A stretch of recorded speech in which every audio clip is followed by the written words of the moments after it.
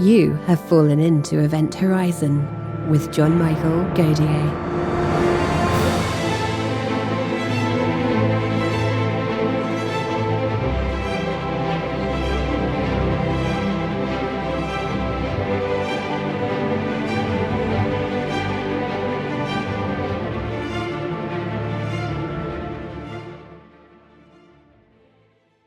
Wait a second. Before we start the show, Anna, where's my mail? On your desk, John. What? Look to your right. Oh, there it is. Ross is going to be happy. What's in the box?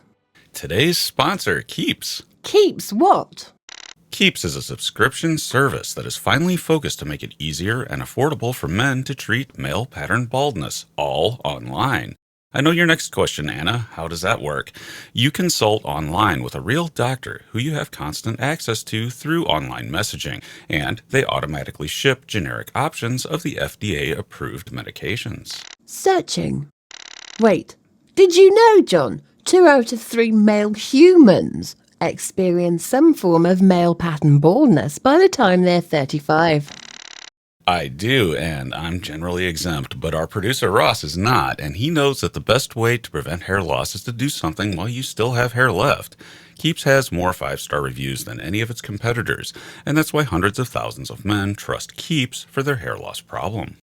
So if you're ready to take action and prevent hair loss, go to keeps.com/event horizon, or click the link in the description to receive 50% off your first order.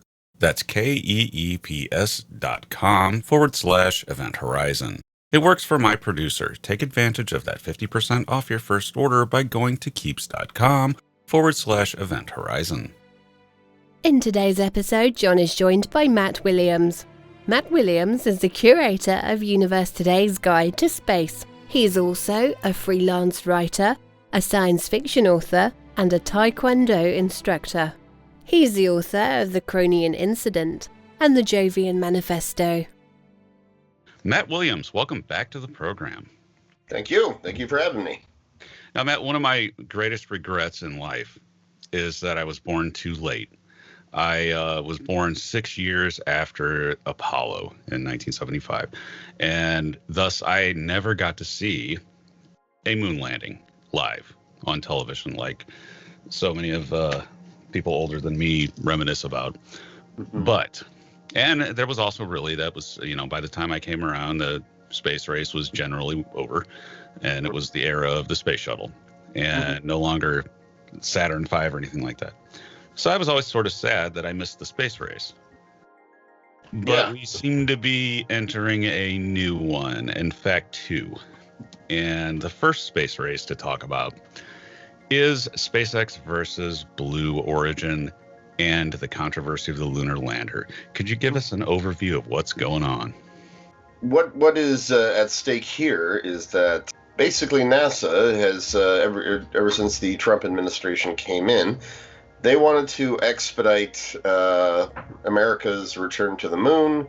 They gave it the name Project Artemis. And they emphasize that, yes, this needs to happen within 5 years from now, so 2024 or bust. And so NASA, of course, had to move a lot of different elements around. One of those was we need a lunar lander that is going to be able to land on the surface of the moon with or without the gateway, basically. And so they of course put out the call to various contractors, and the 3 finalists were SpaceX, Dynetics, I believe they're called, and Blue Origin. SpaceX won the contract, and Blue Origin and Dynetics were both rather upset because, in their minds, this constituted a violation of the proper consultation process. Because when the competition was kicked off, NASA had indicated that they wanted to select 2 proposals in the end, 2 option A proposals. Both of them would get a contract to finalize their design. But between selecting the 3 finalists and then picking their option A candidate, NASA had indicated, yes, well, budgets being what they are and timetables being what they are, we're deciding to go with just one. That apparently was not announced until the announcement. So Blue Origin and Dynetics basically felt like, well, you didn't tell us that, and if you were going to go with just one, we would have known and been more prepared for that. And of course they they emphasize that SpaceX's safety and testing record is poor, citing the fact that the Starship prototypes keep blowing up. That was before Elon Musk, before they successfully landed the SN-15. So yeah, that was kind of a low blow in my opinion. But to keep it in context, though, Elon Musk he was throwing a little shade there on Twitter after his company got the contract. He mocked Bezos and Blue Origin, saying that they couldn't get it up to orbit. And basically emphasizing that, yeah, you guys haven't put up a rocket yet that has actually reached orbit. You've got suborbital flights that you've just started doing there with the New Shepard, but that's it. And yeah, so I imagine Bezos was predictably irked by that. Now, there's another question hidden in here. Blue Moon. Mm-hmm. Bezos has at least the makings and designs of a lunar lander. Now, you would think that would be the natural, because SpaceX doesn't have anything. So, yeah, as far as the design, they just say we can do it for this amount of money. At least that's my sense of it. So, with Blue Moon, how does that spacecraft need a gateway, for example? I mean, would that actually have fit NASA's profile for what they need, or is it just simply not what they needed? Well, it does actually. The lander that Blue Origin was proposing was basically a crew capable version of their Blue Moon. Having seen their mock-up there, so the base of it, the Blue Moon lander, that would be the descent vehicle, and it would have an ascent module attached to it, so that's where the crew would be, and that could be integrated with the Orion spacecraft. So it naturally would have worked there. And SpaceX's concept was, we are going to make a modified version of the Starship. And I remember reading that was not something that could integrate with the Orion space capsule. It would most likely be launched as a regular Starship mission. And so the implications of that are, it's like, is NASA planning on letting SpaceX launch them? Or are they going to contract the entire launch service out to SpaceX for this, or are they going to try and make that Starship with the SLS? All fine and good, but in terms of launching an Orion capsule, quite frankly, Blue Origin's idea and Dynetics' proposal were they were more adaptable. They could dock with an Orion spacecraft. They could dock with the Lunar Gateway if it was available. So it's it was a little confusing. But because of course we're not privy to a lot of what went into the decision-making process, we don't know exactly what NASA's thinking, and they are still in a hurry because of that deadline that was imposed on them. Now that deadline is 2024, so you got to have feet on the moon by 3 years from now. That to me seems like a very, very short timeline to finish and perfect a Starship and then modify one to land on the moon. And SpaceX has the history of, Elon Musk has the history of slipping timelines. Things can take a lot longer than what they initially say, which it's a fair thing, because we're always optimistic. Very few people will actually estimate longer than shorter. But then you run into problems. You just run into issues, and especially with rocketry. This is really, really difficult engineering. And so, timelines slip. But 3 years, I don't know. Now, how far along is Blue Origin to having a full-blown launch system that could launch it without the use of the SLS? And I'm leaving the SLS out of this because I don't know how many times we're actually going to launch that thing, because it's awfully expensive compared to the alternatives. Yeah. That's a very good question there. Years back, it was 2016, I think, that Bezos had announced they had the New Shepard. It was up and running. It had only done a single flight up until recently, and this was much of the reason why Bezos stepped away from Amazon, because they really had no movement in over the course of the last 5 years. But 2016, they said our next launch vehicle is going to be the new Glenn, and it's going to be an orbital class launch vehicle. But that's not the same as something that can do a translunar injection. There, they were talking about the next step beyond that being the new Armstrong, and there's not going to be a new Armstrong by 2024. I certainly don't think that there. I think at this point, Bezos will be lucky to have the new Glenn up and running and actually launch tested. And, I certainly wish him well on that there. He does seem to be taking control of things. But Blue Origin would not be able to conduct a full-scale launch with using all of their own vehicles there. Not in the time frame that NASA has. And I think that may very well have gone into NASA's decision. It's like SpaceX, they can have just about everything ready by then, we think, because, they're currently, they're developing the Starship now. They are building the super heavy launch system and what have you. But Blue Origin has a lot of catching up to do. Yes, and in regards to SpaceX, the phenomenal job they've done building an industry. Now, I have to be fair to Blue Origin. They have built a viable engine that they can sell to people like ULA and, things like that. So they have actually done very well with their engines. Now, with SpaceX, however, they've done well with their engines, their landings, everything they've done so far, and they're up and running commercially, making money, launching satellites, and there's Starlink, which is going to make them even more money.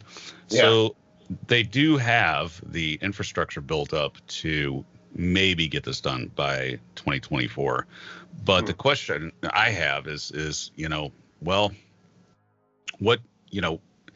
does NASA have a backup?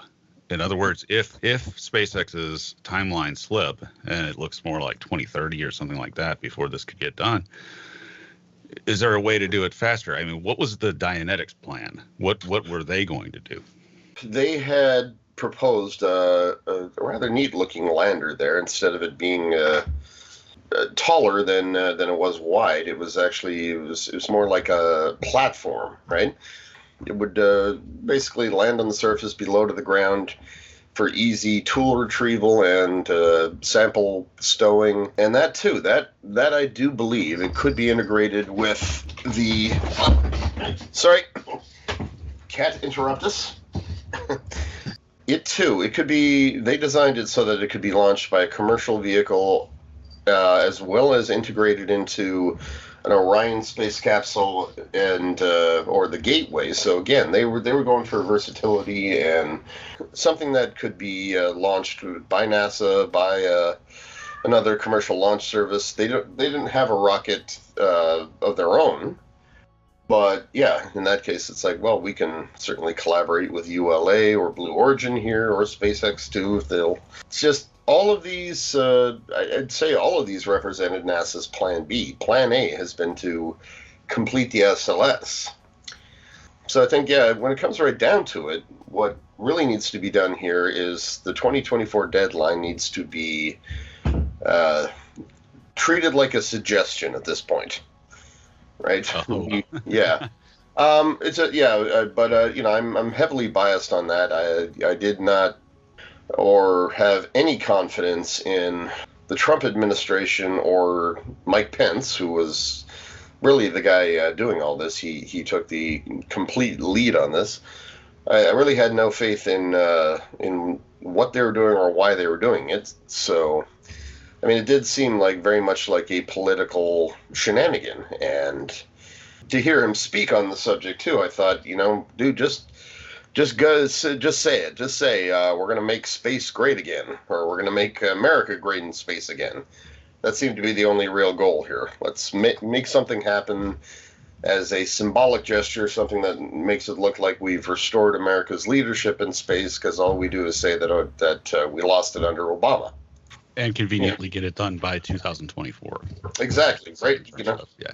I think ultimately, though, with the private stuff, the private sector, all of this was going to happen anyway, because we've had Elon Musk out for years now saying, I am going to found a Mars colony, which is much, much further than any government effort on Earth has really talked about. So we could end up with a private colony. It reminds me of the 19th century, like with the British East India Company or something like that, going around and founding colonies on their own, with presumably their own government, which I can't imagine any government on Earth is going to like the idea of a new government forming on Mars completely independent from them. Yeah. So that seems to me to be kind of an Achilles heel. But science fiction has imagined that. Look at The Expanse, so eventually divergent cultures, and imagine people becoming true Martians, people being born on Mars, which I don't support that, because we don't know enough about human physiology on Mars to do that yet, but somebody's going to do it, and somebody will be born on Mars, and this could happen within our lifetimes, which is something that really, if you'd asked me 20 years ago, I would have said, oh, that'll never happen, not within my lifetime. And now I'm like, well, maybe. So do you think it's so do you think it's possible that we could end up in a situation where government, it doesn't matter which government, any spacefaring government on Earth, is trying to land on the moon and put astronauts there, all while the private sector is standing on Mars? Do you think that they could be outmoded and surpassed, and space really becomes more of a private venture rather than a government funded exploration? I do think that's possible. I'm hoping that that's not the case there, because what you said there about us repeating the trends of the 19th century, that's a very legitimate fear, and it's very widespread these days. And I mean, above all else, SpaceX got rich and powerful mainly by executing government contracts, right? I mean, they've advanced to the point there where, they are now leading the commercial space industry, and they've got all kinds of commercial ventures there where paying customers, not government contracts, are really just filling their coffers. But it is entirely possible that by the time space agencies are building outposts on the moon, Musk is going to be sending the Starship to Mars to build a colony there. His latest estimate, I think, was that it might be 2026 instead of 2024, but I'm confident we'll be able to start making runs every 2 years in this decade. Now, who knows what the long-term effects of that would be? It could be that whatever colony establishes just collapses rather quickly. But I'd say what does need to happen is, yes, NASA needs to get to Mars. Buzz Aldrin and others, they've had T-shirts made up that say "Get your ass to Mars." From the line from Total Recall. Yeah, it's like we need crewed missions of scientists to go there to conduct the research into the effects of the gravity, the radiation environment, all that stuff. We need human boots on the ground there, because rovers, they can tell us so much, but they can't replicate the physical experience of of living and working on Mars that a human being would experience. So, long story short, there, in terms of what I think is going to happen, what is likely to happen, I feel that Musk is going to his plans for colonizing Mars, they're going to have to wait. I don't believe he can start doing this by 2026, and I mean the long-term challenges, all the unknowns, the things that we need to do research and experiment in.